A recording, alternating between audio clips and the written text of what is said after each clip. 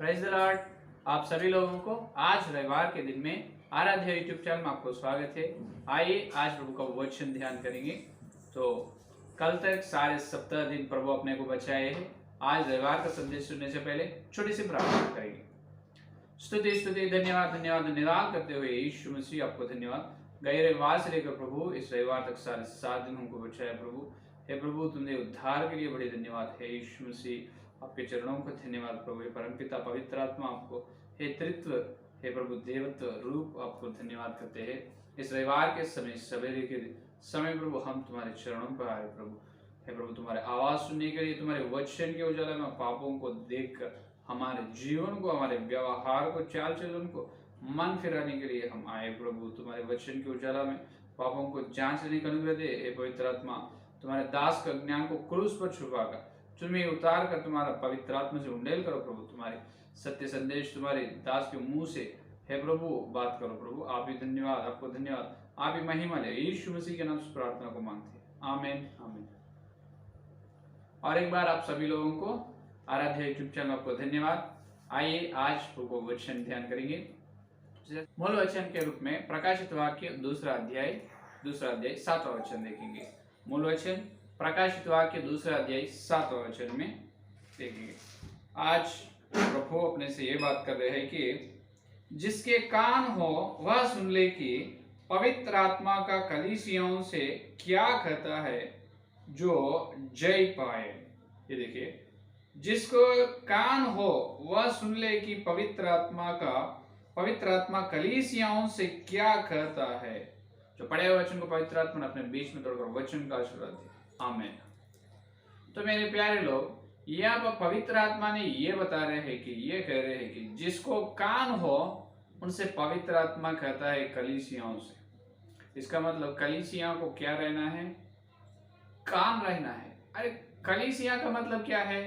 जहां पर यीशु मसीह के नाम में 2 या 3 जनों इकट्ठा होते हैं, यीशु मसीह को विश्वास कर, सुसमाचार को विश्वास करके पापों की क्षमा के लिए प्रार्थना करके उद्धार पाते हैं, वो लोग हैं विश्वास। वो लोगों का 2 या 3 लोगों का मेल ही कलीसिया।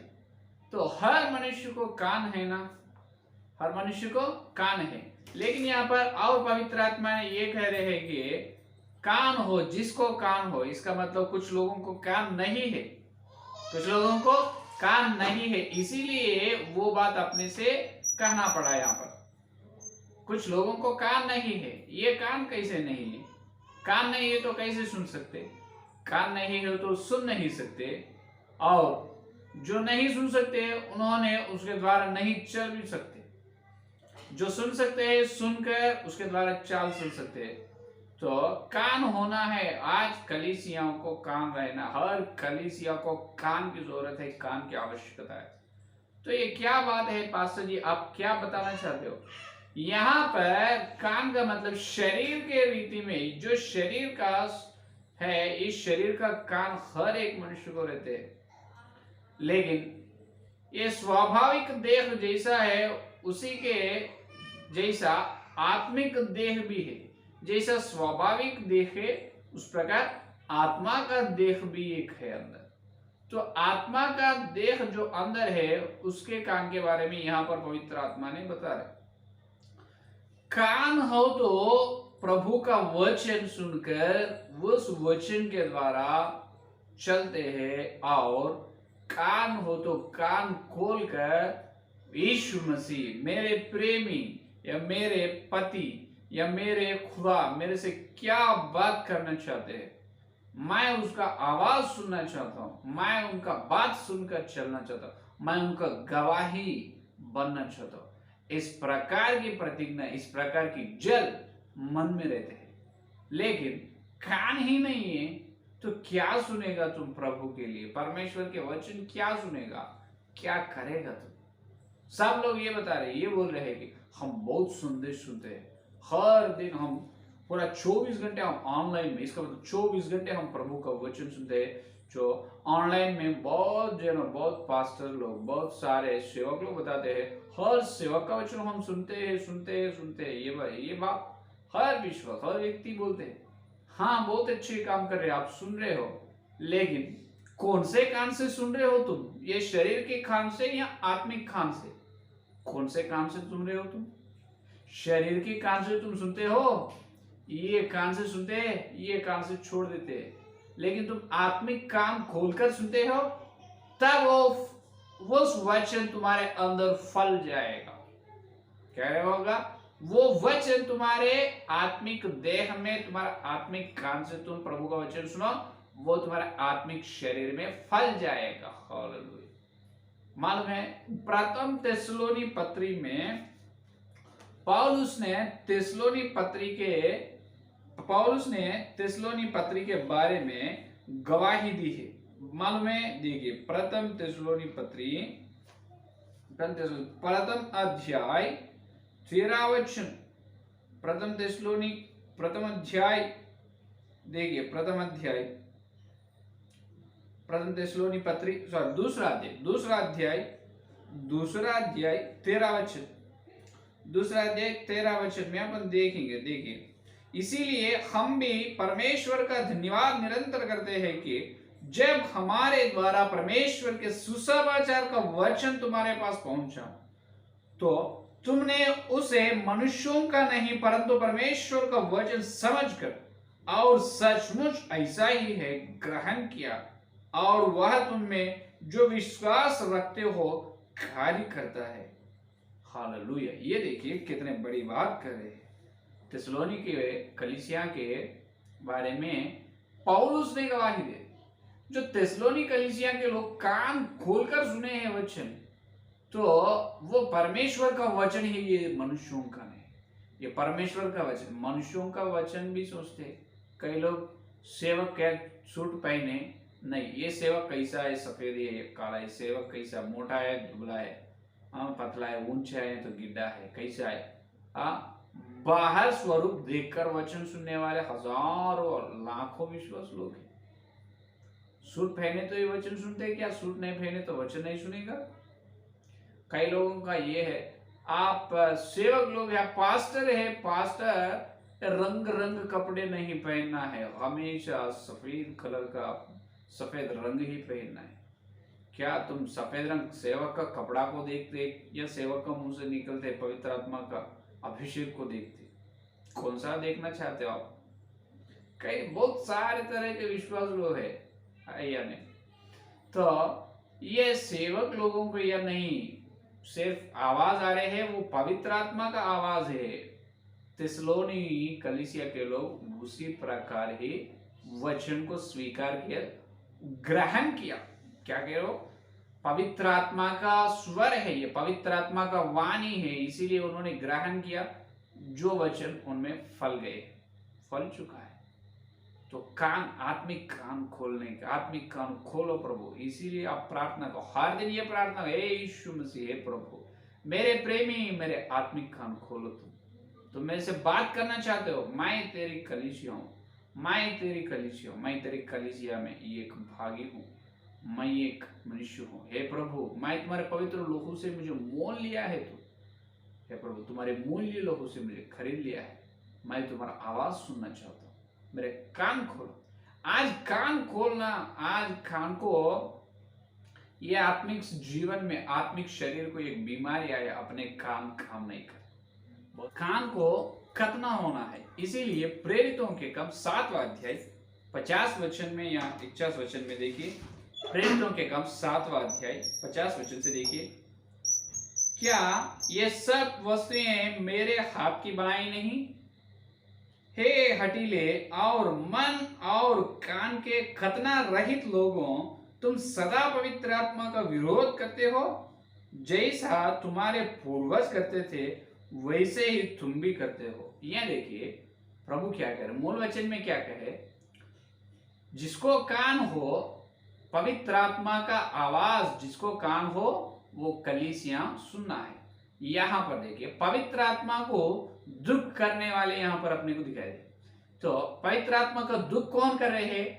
जिनका मन और कान को खतना नहीं है, खतना रहित है। रहित का मतलब खतना नहीं हुआ। इसीलिए आज अपने आत्मिक जीवन में अपने मन को और अपने कान को चंगा होना चाहिए। क्या होना? चंगा ये होना चाहिए। अपने आत्मिक जीवन को बीमारी आए है, बीमारी पड़े है, अपने मन सीधा नहीं है, अपने कान सुन नहीं पा रहे हैं, तो आज ये प्रार्थना करो, हे परमेश्वर मेरे मन और मेरे कान को तुम चंगाई करो। मुझे स्वस्थ दे, मुझे अस्वस्थ हूं मैं, मुझे स्वस्थ चाहिए प्रभु, मेरे कान और मेरे मन को चंगाई करो। कतना करो, कतना हो, मेरे मन और मेरे कान हमेशा कतना से रहना है, कतना रहित नहीं प्रभु, कतना से रहना है। क्योंकि जब भी तभी अपन परमेश्वर के वचन को ग्रहण कर सकते हैं और वो वचन के द्वारा चल सकते हैं, है या नहीं? क्योंकि अपने पिता लोग, अपने दादे या पिता लोग, इस्राएल लोग ने जंगल में जैसा चल चल कर परमेश्वर को दुख किए हैं, पवित्र आत्मा को शोकित करे हैं, इसलिए कोई भी कनान में पहुंच नहीं सके, सिर्फ यहोशू और कालेब दोनों ही चले हैं।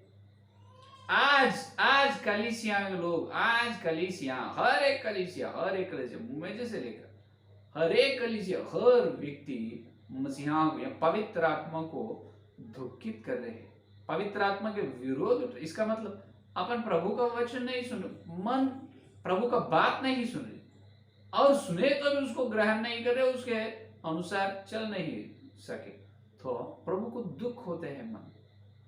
तो अपने को आज क्या होना है? खतना का कान, खतना का मन होना चाहिए। खतना हुए मन, खतना हुए कान। यह है आज का पवित्र आत्मा का शब्द, पवित्र आत्मा का आवाज, यह है पवित्र आत्मा का वाणी। क्योंकि प्रभु अपने द्वारा इस धरती में उनके काम करने के लिए अपने को बुलाए है। भक्त जीवन का मतलब, अपने आत्मिक या भक्त जीवन सिर्फ एक फल में कामयाब नहीं होगा। हर दिन हर समय एक एक कदम अपन आत्मिक जीवन में बढ़ते जाना, कूच कर चलना। पहले चलना, एक समय आएगा तब पौलुस के जैसे दौड़ना भी पड़ेगा। पहले चलना, बाद में दौड़ना पड़ेगा। अभी अपन चल रहे भी नहीं बहुत लोग। तुम चलेगा कब, दौड़ते कब, और तुम्हारा जंग पूरे करेगा कब? पौलुस ने गवाही दी, मैं अच्छे कुश्ती लड़ चुका हूं, मेरा जंग मैं पूरे कर रहा हूं। देखिए क्या तुम्हारे अच्छे कुश्ती लड़े, क्या कब लड़ते हो, और कब तुम्हारे जंग पूरे करते हो, तुम कब दौड़ते हो? आज तक अपन चलना है, यही संदेश सुन रहे। दौड़ने के संदेश कब सुनेंगे अपन? जब अपने मन और काम खतना से रहते हैं, तब अपन सुनेंगे दौड़ने की संदेश। हालेलुया! क्या सुनेंगे? दौड़ने की संदेश। इसका मतलब आज अपन जो तंबू में आवरण में, बाद में पवित्र स्थल, अभी अपन पवित्र स्थल में आ रहे हैं, वहां ही अपन रुक जाए। पवित्र स्थल से अत्यंत पवित्र स्थान में चलना है।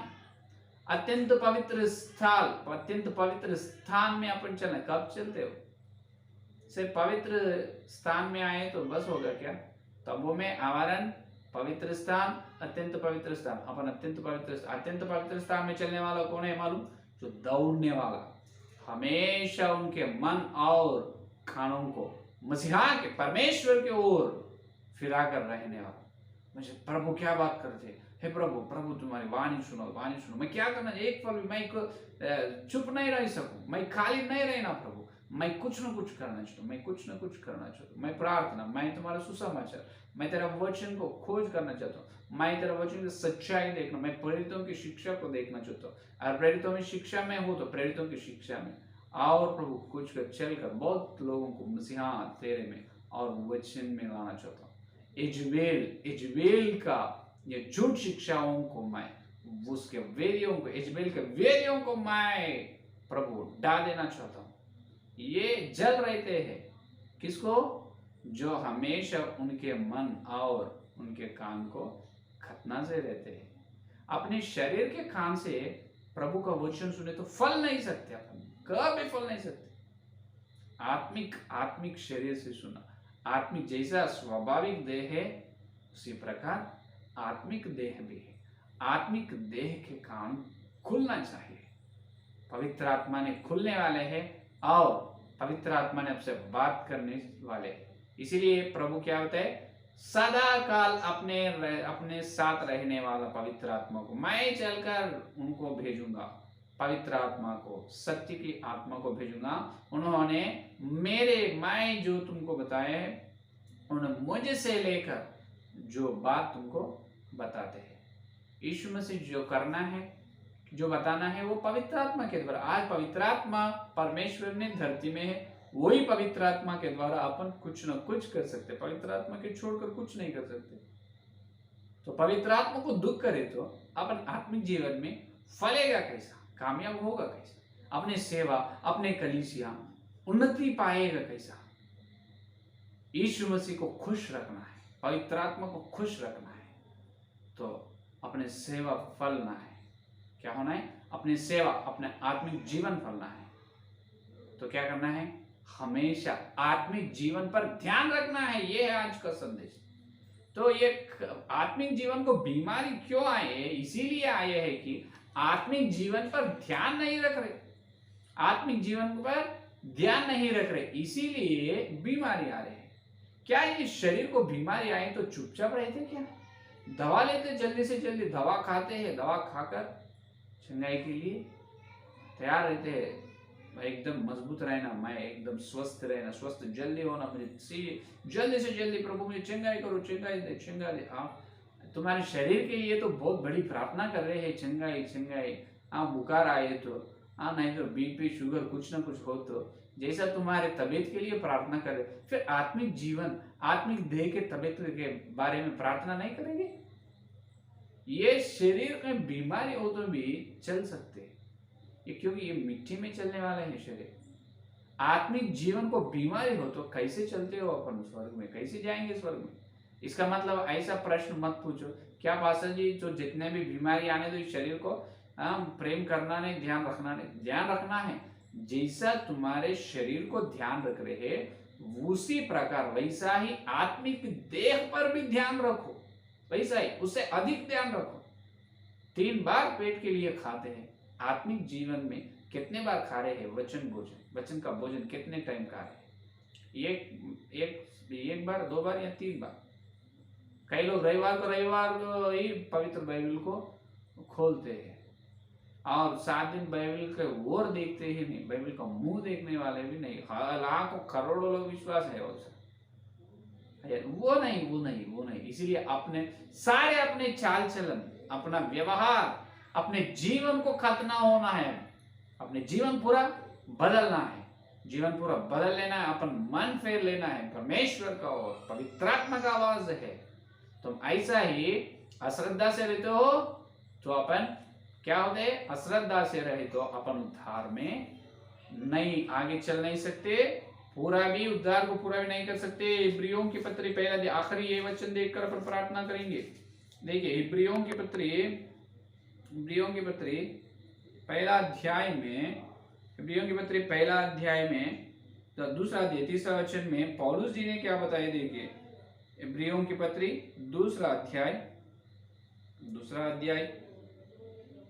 3रा वचन देखिए, तो हम लोग ऐसे बड़े उद्धार से उपेक्षा करके कैसे बच सकते हैं। ये देखिए क्या बता रहे, हमने ऐसे बड़े उद्धार से उपेक्षा करके कैसे बच सकते हैं। हे लोग, आप उद्धार को उपेक्षा मत करो, उपेक्षा करे तो बच नहीं सकते, अपन बच नहीं पाएंगे। उपेक्षा नहीं, अपेक्षा करना है। उपेक्षा का उल्टे शब्द अपेक्षा। उपेक्षा का मतलब अश्रद्धा, मत चाहिए। अपेक्षा का मतलब मुझे ये चाहिए, किसी न किसी रीति से मुझे ये चाहिए, और अपेक्षा ये उपेक्षा। इसका मतलब नेग्लेक्ट, नॉट एक्सेप्टिंग उपेक्षा, अपेक्षा एक्सेप्टिंग। तो अपने को उद्धार पर हमेशा अपेक्षा रहना, उपेक्षा नहीं। अश्रद्धा नहीं, श्रद्धा रहना है। क्योंकि अगर अपन कान खोलकर अपने आत्मिक जीवन का कान खुलने से ही अपन परमेश्वर का वचन को ग्रहण कर सकते। नहीं तो ये कान से सुनते हैं, हमेशा ये कान से छोड़ देते हैं। इसका मतलब क्या है? हमेशा अपन पवित्र आत्मा को दुख कर रहे हैं। पवित्र आत्मा को शोकित मत करो, प्रथम थिस्सलुनीके पत्र 5वां अध्याय में पौलुस ने कहा। पवित्र आत्मा को दुख करने से अपन बच नहीं सकते, पाप को क्षमा नहीं है या नहीं? तो पवित्र आत्मा को संतोष रखना है, आनंद रखना है, कैसे? अपने चाल चलना, अपने व्यवहार से। तो हर रविवार रोटी तोड़ना है, ये है पवित्र आत्मा का आवाज। हर रविवार रोटी तोड़ना है। सार्वत्रिक कलीसिया में इतनी बड़ी उलझन है, इस उलझन पूरा हट जाने के लिए कितने लोग प्रार्थना कर रहे हैं? कितने लोग ये सच्चाई, ये असली प्रार्थना ये है कि हे प्रभु, इतनी बड़ी शिक्षाओं में कौन सी शिक्षा प्रेरितों की है? कौन सी सिद्धांत जो सच्चाई का है, सत्य का है? कितने लोग प्रार्थना कर रहे? आप दिल पर हाथ लगाकर आप बोलिए, कितने लोग?